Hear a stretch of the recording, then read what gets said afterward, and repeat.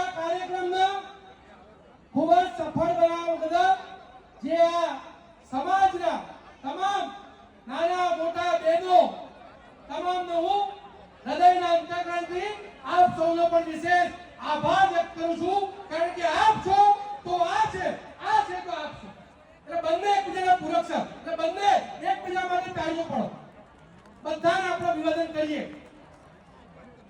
સૌથી પહેલા 2 મિનિટ શબ્દ આપવા માટે મારી માંગણી અને લાગણીને સ્વીકાર કરી મારા પરમ પૂજ્ય આદરણીય સમાજના અગ્રણીય અરકાન મારો વિશેષ આભાર વ્યક્ત કરું છું, અને તમામ અને પૂર્વ પ્રમુખ દિનેશભાઈ અને સમાજના તમામનો વિશેષ આભાર વ્યક્ત કરું છું.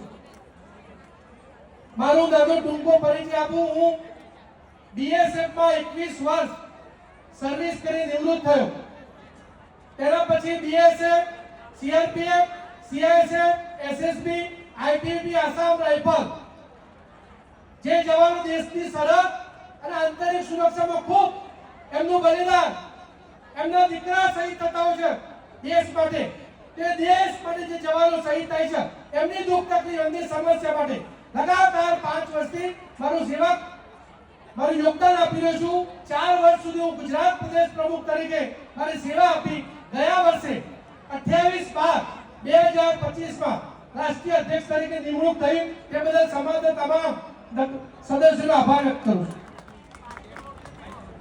આજે દેશ પહેલા, એના પછી ભારત માતા આપણે ગણતા હોઈએ, એના પછી આપણા માતા પિતા, અને એના પછી જો માતા પિતા સમાન હોય તો આપણો સમાજ છે.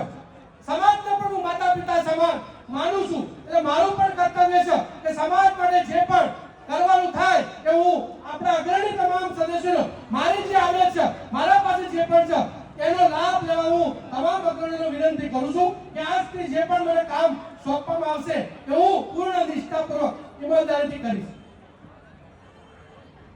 સાથે સાથે આપણા સમાજ 14/2/2026 શનિવારના દિવસે આપણે 2019 માં જે પુલવામામાં જે જવાનો શહીદ થયા એનો એક કાર્યક્રમ હિંમતનગર ખાતે રાખેલો છે.